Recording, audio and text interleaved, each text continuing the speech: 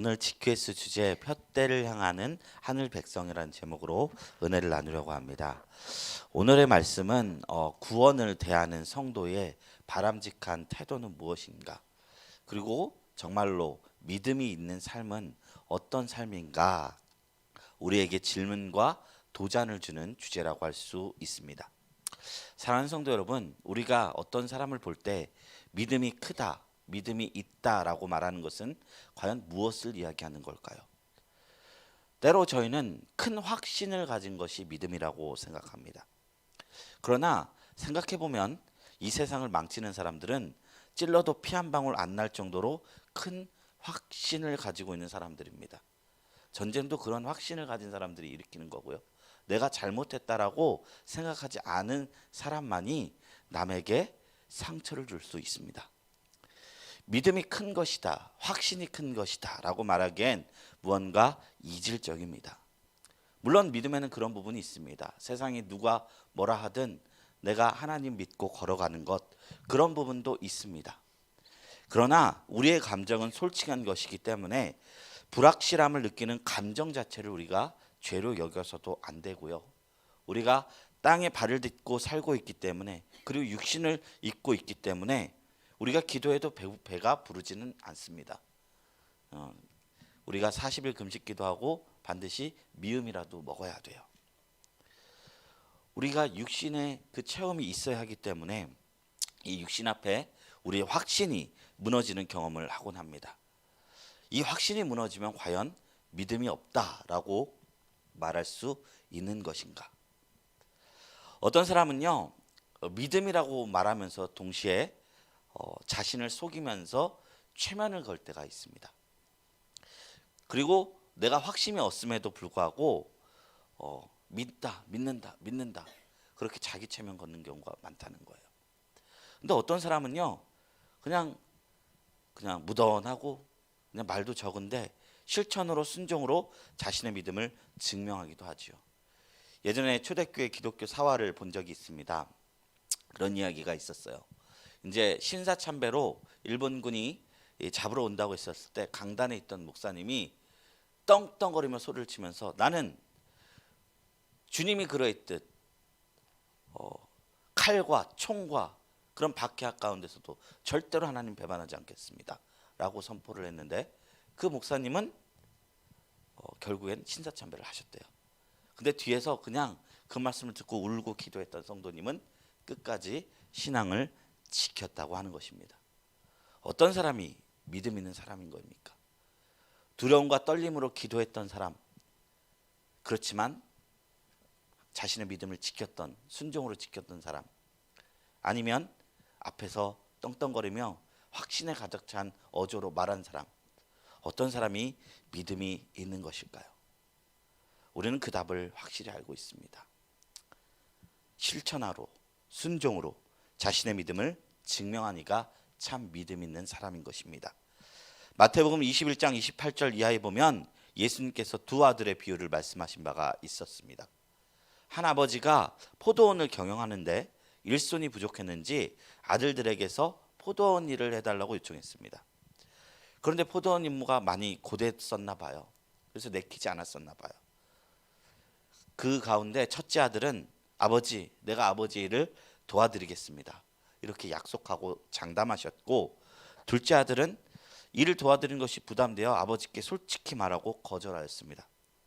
그러나 첫 아들은 한다 해놓고 자신의 일을 하러 갔고, 둘째 아들은 뉘우치고 아버지 집에 나와서 포도원 업무를 감당했습니다. 주님이 우리에게 맹세하지 말라 하셨습니다. 이 맹세는요, 과거에 내가 안 했다, 장담한다 이 의미가 아니라요, 내가 앞으로 어떻게 하겠다 이 의미입니다. 내가 어떻게 살아가겠다. 네 머리털 하나라도 하지 말라. 너는 네 머리에 한 홀도 검거나 희거나 할 수 없느니라. 주님께서 그렇게 말씀하셨거든요.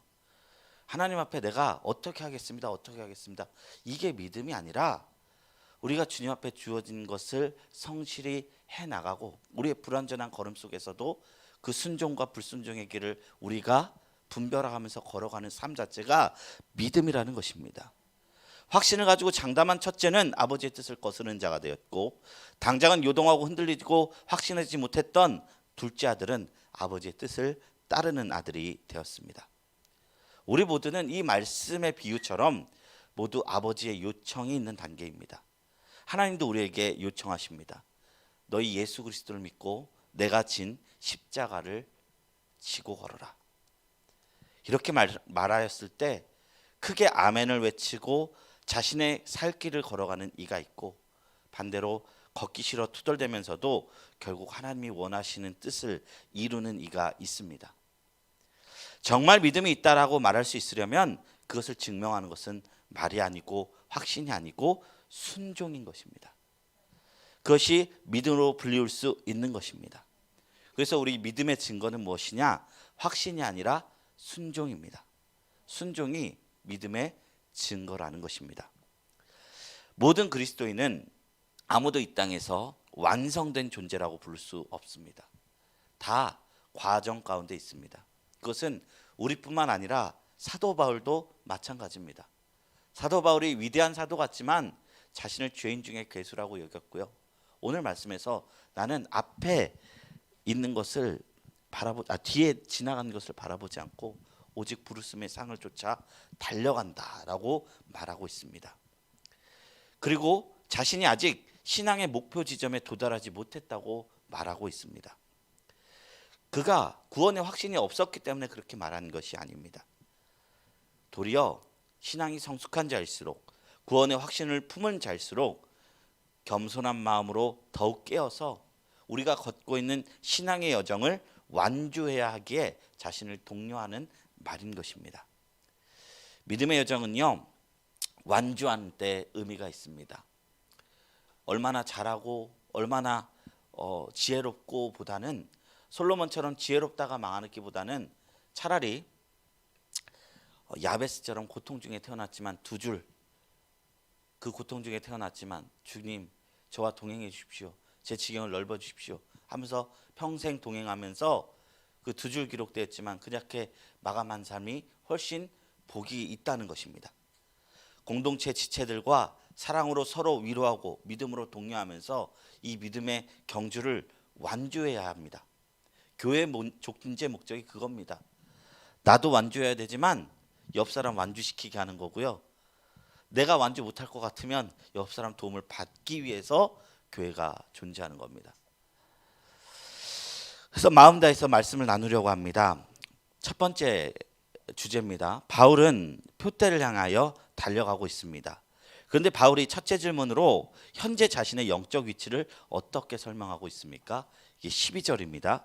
내가 이미 얻었다 함도 아니요 온전히 이루었다 함도 아니라 오직 내가 그리스도 예수께 잡힌 바 된 그것을 잡으려고 달려가노라. 뭐라고 말합니까? 자신이 목표 지점에 도달한 게 아니라 달려가고 있다, 과정 중에 있다라고 말하고 있는 것입니다. 물론 바울은 과거에 열심으로 자신의 교회를 박해하고 율법의 의로는 흠이 없다 말하면서 그 지나친 확신 속에서 교회를 핍박했습니다. 근데 그것을 다 청산하고 하나님 앞에 나왔어요. 그러니 위대한 사도가 됩니다. 그런데 그는 자신이 맺은 모든 사역적 열매들 그리고 배경을 다 배설물로 여깁니다. 그는 다른 성경에서 그랬어요. 나는 주님이 나를 위해 못 박히신 십자가 외에는 결코 자랑할 것이 없다고. 내가 이미 얻었다 함도 아니요 온전히 이루었다 함도 아니다 라고 고백하고 있습니다. 완전한 확신으로 교회 공동체를 핍박했던 바울과 아니면 지금 나는 아직 얻지 못했다라고 고백하는 바울, 둘 중에 누가 더 성숙한 성도입니까? 후자입니다. 자신의 열심으로, 놀라운 확신으로 나는 배운 바대로 했다라고 말하며 교회를 핍박했던 바울보다 지금 나는 과정 가운데 있다라고 말한 지금의 바울이 오히려 더 하나님의 뜻에 합한 자가 된 것입니다. 예수님께서 복음서에 이런 비유를 했습니다. 그 성전에 올라가서 기도를 하는 두 지체를 봤어요. 한 지체는 바리새인이었고 하나는 세리였습니다. 바리새인은 뭐라 했냐면 나는 일에 2번씩 금식하고 11조, 박하오 회양 모든 종교적 의무들을 다 하고 있습니다. 그리고 마지막에 한 말이 저 세리와도 같지 않음을 감사하나이다. 이 말은 뭐냐면요, 바리새인은 독립운동가 출신들이에요. 예전에 이제 시리아의 셀루키드 왕조가 중간기 때 예수님이 오시기 전, 그리고 구약 성경이 마무리된 그 400년의 중간기 시절이 있었는데, 그때 셀루키드 왕조가 이스라엘을 침략했어요. 그때 사두개인들, 제사장 계급들은 다 도망쳤어요. 군대로 몰려와 갖고 그 막 자신들 위협하니까. 근데 이때 일어난 평민 계층들이 바리새인들입니다. 이 사람들은 의가 충만한 사람들입니다. 나라를 위해 성전의 그 정결함을 위해서 목숨을 바쳤고요, 종교적 의무에 다 행했습니다. 그러니까 그들이 세례를 볼 때 어떤 눈이겠습니까? 세례는 정반대로 로마의 편에 딱 붙어서 민족의 고열을 쪽쪽 빨아먹는 사람들입니다. 로마 편에 붙어서 부유는 하겠죠. 근데 사람들이 볼 때 얼마나 사회적으로 정말로 부족한 자로 보였겠습니까? 아니, 제가 봐도 바리새인이 훨씬 낫습니다. 저 세리와가 또 같지 않다라는 말에 반박할 수가 없습니다. 근데 바리새인은 하나님 앞에 와서 어떤 기도를 했느냐? 주여, 나는 감히 주님의 성전 앞으로도 들어갈 수가 없습니다. 저는 죄인입니다. 전 부족한 자입니다. 부족하다는 말만 했어요. 근데 주님이 뭐라 했느냐? 이에 저 사람보다 저 사람이 의롭다 함을 여김을 받았느니라. 저 사람은 바리새인이고요, 저 사람은 세리입니다. 세리가 더 의롭다 말씀하신 겁니다. 바울의 겸손은 하나님의 앞에 있었을 때 성도로서 나오는 모든 그런 기준이라 볼 수 있습니다. 우리가 지금 이 건물이 빽빽한 건물 사이에서 있으니까, 그리고 항상 이거 스마트폰을 보고 있으니까 시력이 1.5만 돼도 굉장히 눈이 좋아 보여요. 기준이 낮아졌죠.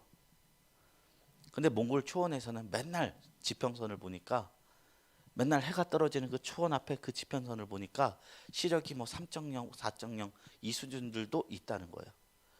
그 사람들이랑 우리랑 유전자적으로 차이가 큰 것이 아니라 기준이 다른 거예요. 우리는 눈앞의 것을 보니까 1.5만 돼도 눈이 좋은 거고, 그 사람들은 그 드넓은 평화, 그 자연 만물을 보니까 그 시야가 3.0, 4.0이 도달하는 거예요.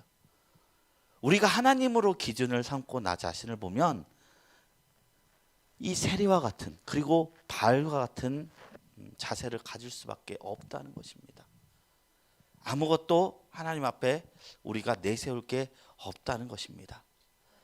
이것을 우리가 고백하는 신앙이야말로 우리가 썩지 않고 늘 성장할 수 있는 신앙을 가질 수 있는 마음의 토양이 되어 있는 사람이라 볼 수 있는 것입니다. 그렇다고 해서 바울이 자기 비하를 한 사람은 아닙니다. 겸손하게 하나님의 뜻을 추구하는 사람으로 변화됐지만 변하지 않은 마음의 열정이 있었습니다. 여전히 내가 그리스도 예수께 잡힌 바 된 그것을 잡으려고 달려가노라 라고 고백하고 있습니다. 마치 심령이 가난한 자, 애통한 자, 다 그런 자들이, 배고픈 자, 다 그런 자들이, 목마른 자, 이런 자들이 물을 찾는 것처럼 하나님 나라의 어떠함을 얻기 위해서 그 부단히도 달려가는 마음의 열정이 여전히 있었다는 것입니다. 자신의 구원이 오직 그리스도 예수의 은혜로 이루어진 것이라고 여기면서도 교만하게 방종하는 삶을 사는 것이 아니라 이 선물로 주신 구원의 날에 이르기까지 몇 시간 전력 다해 질주하겠다고 말한 것입니다. 바울의 열정은 그대로였습니다. 다만 방향이 바로 잡혔을 뿐이었습니다. 자기 의를 주장하는 삶에서, 확신을 주장하는 삶에서 그리스도의 은혜를 붙드는 삶으로 변화되었다는 것입니다. 그래서 두 번째 질문을 하고 있어요. 그래서 바울은 어떠한 태도로 믿음의 여정을 내딛고 있습니까? 13절 14절입니다. 형제들아 나는 아직 내가 잡은 줄로 여기지 아니하고 오직 한 일, 즉 뒤에 있는 것은 잊어버리고 앞에 있는 것을 잡으려고 표대를 향하여 그리스도 예수 안에서 하나님이 위에서 부르신 부름의 상을 위하여 달려가노라. 즉 지금껏 달려온 일은 잊고 오직 앞에 있는 표대를 향해 부름의 상을 위하여 달려간다. 무엇을 잊는다는 것입니까? 내 과오도 잊고 내가 하나님 앞에 상 받을 것도 다 잊고 마치 처음 믿는 것처럼 주님 앞에 달려가겠다는 것입니다. 회심을 경험한 바울의 가장 큰 특징은 자기 성찰 능력이 생겼다는 것입니다. 그는 교만하게 자기 의를 자랑하지 않습니다. 오히려 자기는 아직 하나님의 부르심의 상에 완전하게 도달하지 못한 사람이라는 객관적인 평가를 합니다. 그렇다고 무력한 패배주의에 빠지는 것도 아닙니다. 복음을 위한 선한 열심을 내려 하고 있는 것입니다. 이 바울의 자화상이 우리에게 필요합니다. 건물을 지을 때 다림줄을 이렇게 내어요. 다림줄은 뭐냐? 중력의 힘으로 위에서 매갖고 하면 이게 똑바로 떨어지죠. 이거는 좌로도 우로도 치우치지 않습니다. 고든 기준이 있습니다. 하나님 앞에 자기 의를 드러내지 않음에도 불구하고 우리가 자기 비하나 그리고 낭망으로 빠지지 않는 그런 성격의 성품인 것입니다. 다만 우리가 해야 할 것은 무엇이냐? 표대를 향하여 그리스도 예수 안에서 하나님께서 부르신 부르심의 상을 끝없이 추구하고자 달려가는 것입니다. 바울의 지금 위치는 뭐냐? 자신의 신학과 주변 사람들의 칭찬과 교회에서의 지도자의 위상으로 인해서 높아진 상태였습니다. 그러나 그는 여전히 그 마음이 자기가 교회 공동체를 핍박했던 그 죄스러운 그 상태에 여전히 가 있습니다. 우쭐대지 않습니다. 나 같은 죄인 살리신 주 은혜 고마워. 잃었던 생명 찾았고 광명을 얻었네. 그 복음을 처음 깨달았을 때 그 감격을 끝없이 유지하면서 영적 교만에 빠지지 않고 나는 날마다 죽노라 하는 심정으로 하루하루 달려갈 수 있도록 자기 마음을 재정비하는 것입니다. 이제 세 번째 질문으로 가겠습니다. 그럼 바울은 빌립보 성도에게 바라는 것은 무엇입니까? 이제 바울이 항상 자기 얘기를 하고 더불어 이제 성도들에게 그렇다면 너희는 어떠해야 하는가라는 것에 대해서 가르침으로 그 확장이 돼요. 말씀이 15절부터 16절입니다. 그러므로 누구든지 우리 온전히 이룬 자들은 이렇게 생각할지니 만일 어떤 일에 너희가 달리 생각하면 하나님이 이것도 너희에게 나타내시리라. 오직 우리가 어디까지 이르렀든지 그대로 행할 것이라. 안주하지 말고 각자 위치에서 믿음의 분량대로 부르심의 상을 위해 끊임없이 달려가기를 바랬습니다. 이 말씀을 읽어보면 몇 가지 구절이 생각해 볼 것들이 나타나요. 온전히 이룬 자들은 바울처럼 생각하라는 거예요. 그런데 모든 사람이 바울처럼 생각하지 못할 수도 있어요. 그래서 어떤 일에 너희가 달리 생각할 수도 있다. 이걸 바울은 인정을 하는 거예요. 나는 이렇게 생각하는데 어떤 일에 너희가 달리 생각할 수 있다. 그렇지만 이것도 하나님이 너희에게 증명시키리라. 나타내시리라. 내 생각이 옳은지 너희 생각이 옳은지 하나님이 증명하실 것이다 라고 말하는 겁니다. 그리고 그것이 아직 해결되지 않으면 그걸 넘어가라는 거예요. 그 16절에 이 생각을 하지 못해도 너희가 어디까지 이르렀든지 너희가 행할 것을 바라보라 라고 말하고 있는 겁니다. 그래서 믿음의 분량대로 우리가 다 바울은 아니니까 바울처럼 생각하는 게 쉽지 않아요. 저도 성경 읽으면서 바울처럼 생각해야지 하는데 안 될 때 많습니다. 왜냐하면 저는 최곤진이고 바울은 바울이기 때문입니다.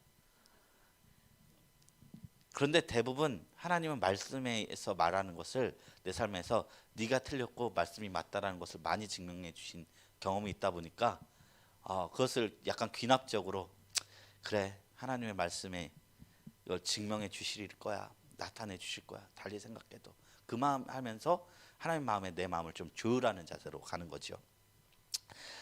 15절에 온전히 이룬 자들이라는 것은 이제 빌립보 교회 성도들을 칭하는 것입니다. 근데 원래 온전히 이룬 자들이라는 표현을 어떻게 썼냐면 빌립보 교회의 거짓 교사들이 자기를 지칭하는 말들이었어요. 그러니까 빌립보 교회에서도 거짓 교사들이 일어난 거예요. 교회가 부흥하니까 어느 조직이든 그러잖아요. 사람이 모인 곳에는 자기가 딱 잡고 주권을 쥐고 하고 싶어하는 사람들이 생겨나죠. 근데 거짓 교사들, 바울이 그 자리를 비운 곳을 향해서 이제 여기서 선생 노릇하려는 사람들이 이제 생겨나기 시작합니다. 근데 그 사람들은 자기를 텔레오이, 온전히 이룬 자들이라고 지칭했습니다. 그러니까 바울도 자기 자신을 온전히 이룬 자라고 말하지 않는데, 이 사람들은 자기의 권위와 가르침을 위해서 자기의 위치를 세우려고 한 거예요. 교회에서도 이런 일들이 정도의 차이는 있지만 비일비재하게 일어나는 일이기도 합니다. 목사도 사람이고요. 제가 여러분보다 나은 점은 딱 하나입니다. 성경을 해석할 수 있는 교육을 받았다는 것, 그거 하나예요. 신앙의 크기도 여러분들이 더 높을 수 있고요. 하나님을 갈망하는 마음, 기도 시간, 다 높을 수 있습니다. 저는 딱 하나, 정규 교육을 받았다는 거 하나입니다. 그런데 여기서 그렇기 때문에 하나님은 교회 공동체를 은사대로 부어서 한 몸을 이루게 하셨기 때문에 저는 제가 가르침에 대한 은사가 있다는 것만 있어도 내가 교회에서 하나님 앞에 부르심을 받았다라고 말할 수 있습니다. 다른 사람도 마찬가지입니다. 아무것도 못해도 그냥 청소 하나만 나는 깔끔하게 잘해요, 이래도 교회 공동체를 통해 부르심 받은 거고요. 아무것도 못하고 그냥 순종만 잘해도 나는 순종을 통해서 하나님의 교회에서 순종의 본을 보여주기 위해 나를 부르셨다. 이거는 저뿐만 아니라 모두가 그런 거거든요. 근데 꼭 가르쳐야 하고 다스려야 되고 그래야 되기 때문에 자기 자신을 온전히 이룬 자들로 연기하면서 목회하는 분들이 다는 아니지만 있다는 겁니다. 우리가 여기에 속아서도 안 되고 그렇지 않음에도 불구하고 우린 교회를 이룰 수 있다라고 교회론을 확실히 세워야 되는 거거든요. 반대자들은 스스로를 온전히 이룬 자리라고 자랑했는데 바울은 그것을 깨고 말하는 겁니다. 나도 부족하다.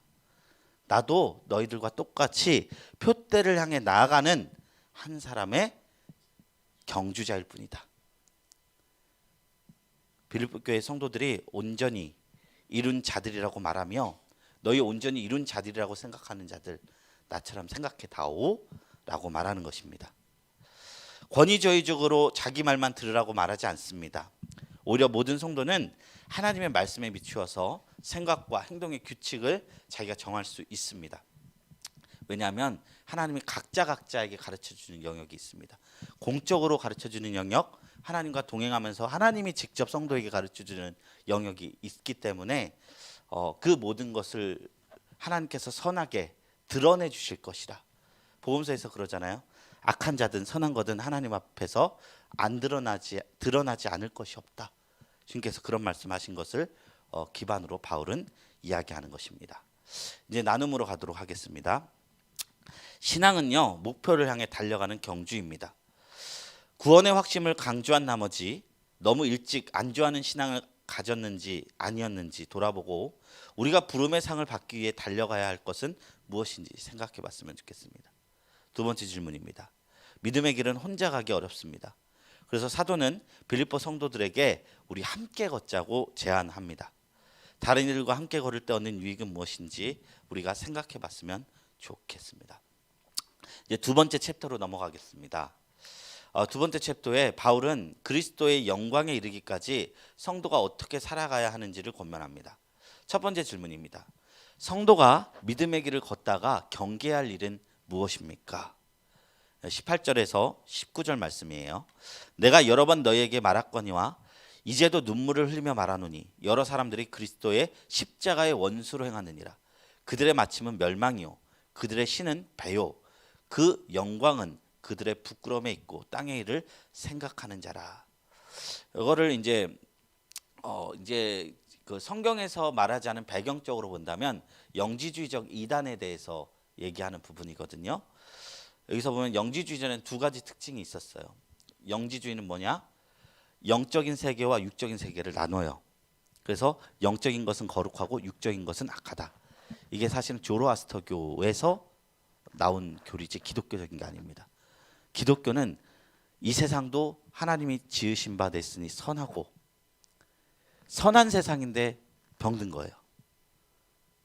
이 세상도 하나님의 나라예요. 원래는. 근데 무너져 버린 거죠. 그러니까 원래는 사후 세계가 이렇게 명확하지가 않습니다. 기독교 본래 기독교에서는. 근데 우리는 원래 불교, 천당과 지옥 이런 개념이 우리 민족적으로 계속 너무 오래 유지되었기 때문에 약간 토착화된 영역이 있어요. 물론 죽음 이후에 낙원과 음부가 있습니다. 그러나 우리가 진짜 갈 천국은요, 하늘나라가 아니고 마크 샤마임 제3 3구절 뭐예요? 10계명의 3구절. 하나님의 이름을 망령되이 일컫지 마라. 하나님의 나라에 하나님을 차마 망령되이 부를 수 없어서 유대인들이 하나님의 나라를 부를 때 천국으로 부른 걸 마태복음이 그대로 차용한 거예요. 천국이란 말은 마태복음 외에는 아무 데도 없습니다. 다 하나님의 나라예요. 복음서에서 공간복음서에서 병행구절 보면 다 천국을 하나님의 나라는 이런 것이니 하나님의 나라가 곧 천국인 겁니다. 그런데 이들은 영지주의에 빠지다 보니까 두 가지 패착이 생겨나요. 그러니까 다 모든 것을 하늘로 돌려버려요. 우리가 지금 받는 고통, 어려움, 힘듦, 어려움 다 죽음 이후에 영적인 세계로 우리가 돌아가면 보상받을 거야. 우리가 믿는 신앙과 비슷하죠? 그리고 또 어떤 문제가 있냐면 육은 거룩하고 영은 아무것도 아니니까 영과 육을 나눠버리는 거예요. 그래서 내 멋대로 살자. 어차피 나는 예수 믿었으니까 구원 받았으니까 막 멋대로 살자. 내가 육신이 죄지는 거지 영이 죄지는 거 아니잖아. 이렇게 사는 거예요. 이게 지금 구원파의 교리. 그러니까 옛날에 있는 이단이나 지금 있는 이단이나 새알에 새 것이 없다고 참 결이 비슷한 게 많이 있습니다. 영지주의적 이단 중에 육신의 죄를 짓는 것을 내가 짓는 게 아니라 내 육신이 짓는 거다 이렇게 생각하고 죄 짓는 사람들이 있었다는 거예요. 근데 그들을 뭐라고 하느냐? 십자가의 원수라 말하는 겁니다. 근데 그들의 특징이 뭐예요? 그들은 자신의 배를 신으로 숭장하는 자들이라 합니다. 배란 여기서 위장을 얘기해요. 원어로 위장. 자신의 욕망의 신이라는 거예요. 내가 무언가를 결정할 때, 내가 무언가를 행할 때 그 기준을 하나님의 뜻에 두지 않고 내 욕망인 거예요. 내가 뭐 예를 들어 내가 어떤 사람을 만나야 되고 내가 직장은 어디를 가야 되고 또 그리고 내가 신앙생활하면서 삶을 어떻게 결정하는지에 따라서 하나님의 뜻과 내 욕망이 이렇게 있으면 욕망을 선택하는 자들이라는 거예요. 그들은 부끄러워야 할 걸 자랑스럽게 생각하는 사람들이며 땅의 일만 생각하는 자들이라고 바울은 이야기합니다. 한마디로 따르면 이 사람들은 욕구를 따르고 사는 것이 삶의 최우선 가치입니다. 사람이 떡으로만 사는 것이 아니라는 주님의 말씀은 온데간데 없고 자신의 배를 채우는 것이 최선의 가치인 사람. 입새에 있는 바람에도 부끄러워하는 것이 모름적이 성도의 삶일 텐데 자신이 탐욕으로 얻은 열매들을 자랑거리로 삼는 사람. 남들보다 잘나고 싶은 욕심으로 사는 사람. 하나님 나라 그런 것은 아무 상관없고 이제 내가 이 세상에서 나만 어떻게 사는 것이 더 잘 나가고 더 잘 사는 것이 자신의 삶의 최우선인 가치인 사람. 예수를 믿는 목적이 이 땅에서의 축복이 전부인 사람. 그 사람이 세상에서 잘 나가는 사람처럼 보일지라도 19절에 이르기를 멸망하는 사람들이라 바울은 이야기하는 것입니다. 기독교 신앙에 이런 신앙은 십자가의 복음과는 전혀 상관없는 이들인 것입니다. 우리도 신앙생활할 때 물론 그 마음은 이해합니다. 그리고 저도 축복기도 항상 하고요. 근데 우리가 신앙생활하면서 뭐 예수 믿으면 어디 잘 되고 잘 풀리고 그런 것들은 이제 물론 그런 축복의 영역이 있지만 목적이 그냥 점집 보듯이 그런 식으로 믿게 되면 우리는 반드시 벽을 맞이하게 돼요. 왜냐하면 하나님이 그런 분이 아니시기 때문에. 축복이 없단 말은 아닙니다. 뭐든지 먼저 할 것과 나중 할 것이 바뀌게 됐을 때 그게 잘못이란 겁니다. 가령 이제 학개서에 보면은 하나님이 이스라엘 백성을 책망하는 장면에서 그 장면이 나와요. 너희가 하나님의 포로 귀한 이후에 성전을 세워야 되는데 성전 세우지 않고 사람들이 각기 자기 먹을 것, 입을 것 그것을 위해서 생업에만 몰두하는데 하나님이 그 말을 해요. 내 성전이 이렇게 무너졌는데 너희가 판벽한 집에 거하는 것이 옳으냐. 그래서 많은 목사님들이 이 말씀을 새 성전 건축하는 데 사용했죠. 근데 그런 의미가 아니라 먼저 할 것을 너희가 먼저 우선순위를 바로 세우라는 말씀입니다. 먼저 모든 게 다 무너진 이때에 너희가 먹고 사는 것보다 그 나라와 그 나라의 이 예배를 먼저 세우면 내가 그 이후부터 복에 복을 내어주리라. 이런 의미거든요. 이게 여기에 복의 개념이 있지요. 복의 개념이 있죠. 그런데 하나님을 믿을 때 예배를 먼저 하지 않고 종교 생활을 하지만 마치 학개서에 있는 성도 이스라엘 성도들처럼 복귀 이후에 먹고 사는 목적으로 하나님을 섬기는 사람들도 있다는 것입니다. 물론 여기 있는 사람들을 얘기하는 것이 아닙니다. 왜냐하면 요즘 유튜브 뷰수가 평균 40회를 넘었습니다. 그래서 저희 교회 이에 있는 분들도 이제 이걸 본다고 생각하니까 제가 눈 넘어 있는 그 성도님들을 대상으로도 한 말이니까 오해하지 마시기 바랍니다. 그리고 오늘 말씀 보면 이 배를 쫓아 사는 사람들의 말씀이 나온 거죠. 기독교는 십자가를 지는 종교입니다. 주님은 자기 십자가를 지고 나를 따르며 먼저 그의 나라와 그의 의를 구하라고 전하셨는데 여기 있는 그 영지주의자들 그들의 거짓 선생들은 그런 예수가 싫다는 것입니다.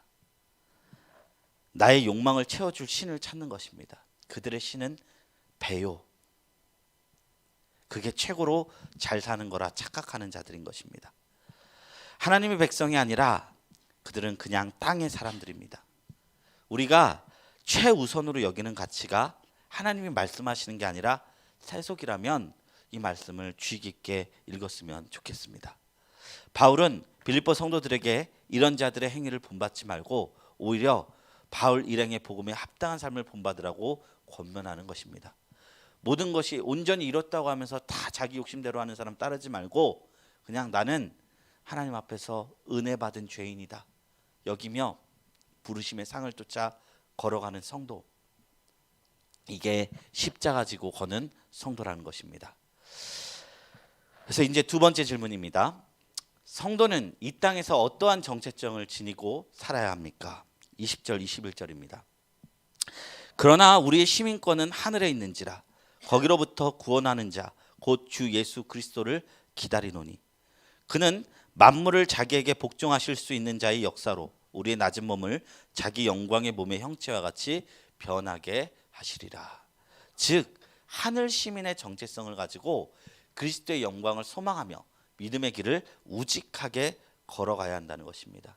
마치 구약의 다니엘이 바벨론에서 살지만 그리고 그 나라의 녹을 받아먹는 공무원이었지만 그는 나란 일을 하면서도 항상 성전이 있는 곳을 바라보면서 자신의 진짜 나라가 어디 있는지 기도했던 것처럼 우리도 이 세상을 살면서 그리고 그것도 성실히 살면서 마음 한편에 하나님 나라의 소망을 굳게 붙잡고 살아야 한다는 것입니다.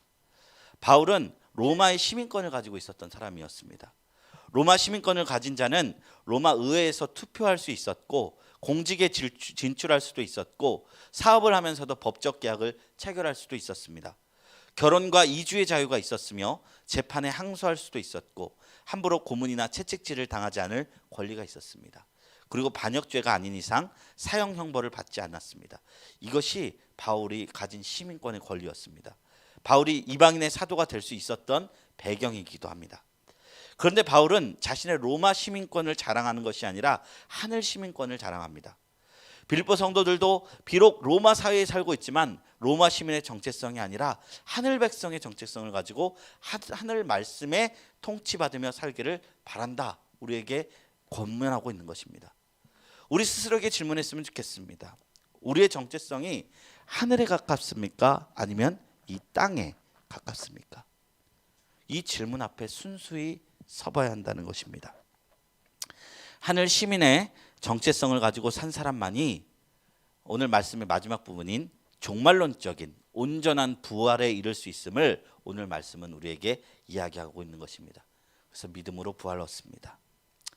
제가 엊그젠가요 식당을 가는데 밥 먹으면서 잠시 말다툼 하는 것을 듣게 됐어요.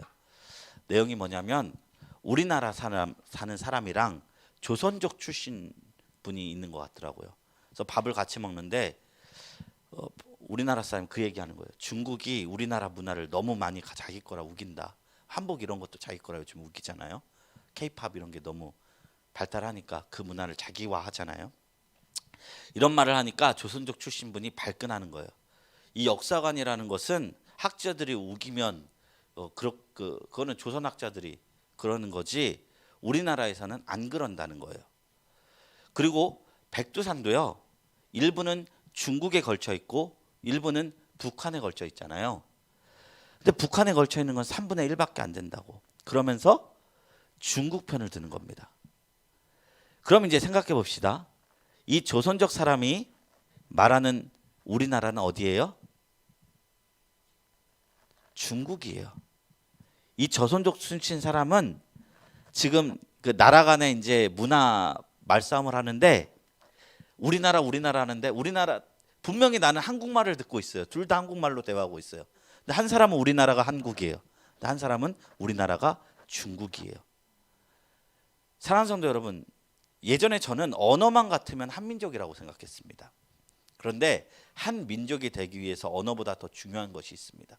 그것은 같은 가치관을 가지고 사느냐입니다. 이분은 한국말로 나의 나라를 중국이라 여기는데 나는 말이 통하고 말이 그러니까 조선족이 우리나라 사람인 줄 알았는데 이분은 자기 나라를 우리나라를 중국이라 얘기하는 거예요. 그러니까 서로 한국말을 하는데 소통이 안 되는 거예요. 우리가 하늘나라 가치관으로 산다는 것도 마찬가지입니다. 우리가 교회를 다닌다고 종교적 언어를 쓴다고 그것에 익숙하다고 우리가 그 나라의 성도인 것이 아닙니다.